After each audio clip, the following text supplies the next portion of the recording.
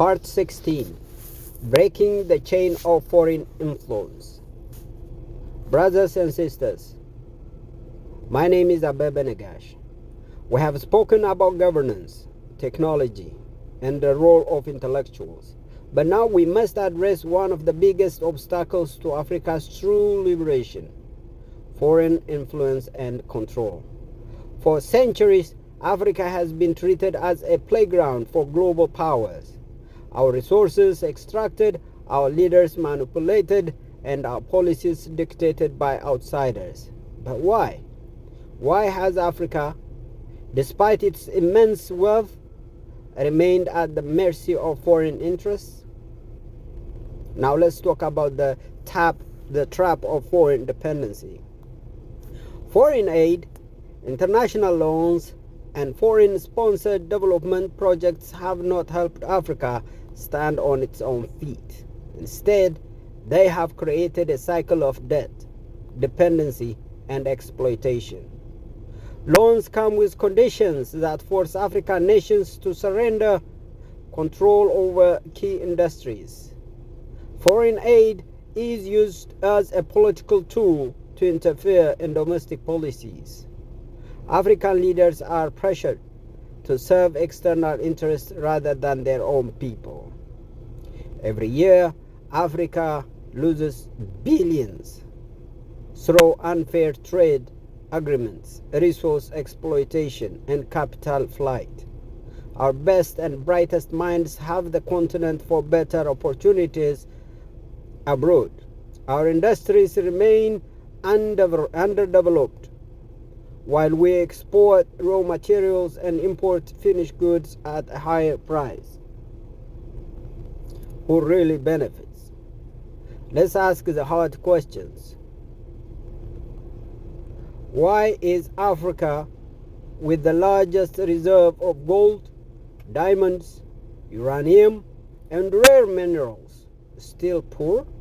Why are African nations rich in oil yet import refined oil at high costs? Why do we have vast agricultural lands yet struggle with food insecurity? The answer is clear.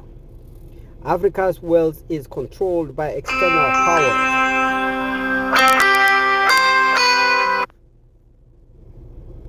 Apologies. The answer is clear.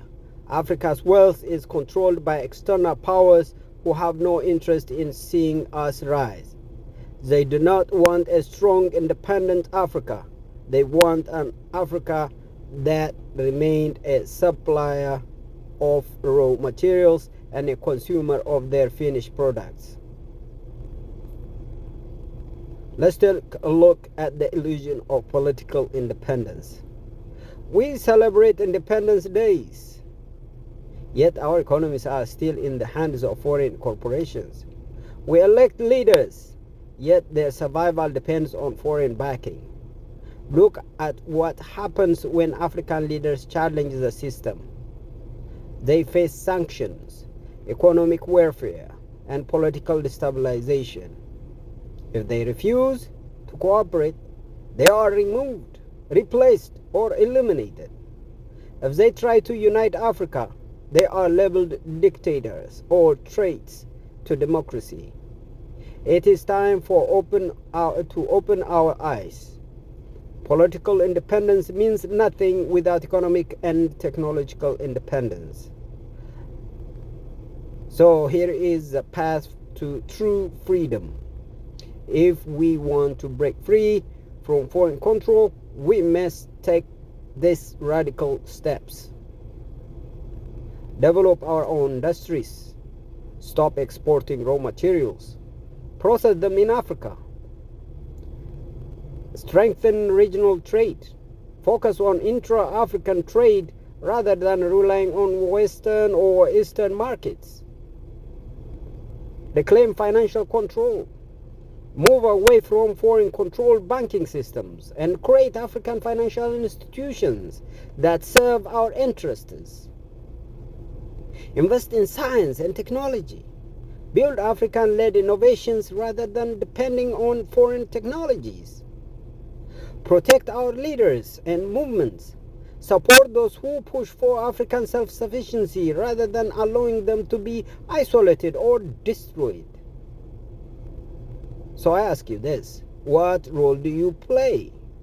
Now, to my brothers and sisters in the diaspora, to the intellectuals and technocrats, will you remain spectators or will you take part in this transformation? Will you continue working for foreign institutions while Africa suffers? Or will you use your knowledge to rebuild the continent?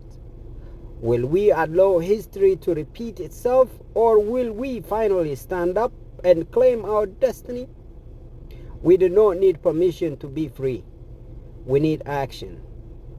Africa will rise, but only if we make it happen. Stay strong, stay focused, stay united.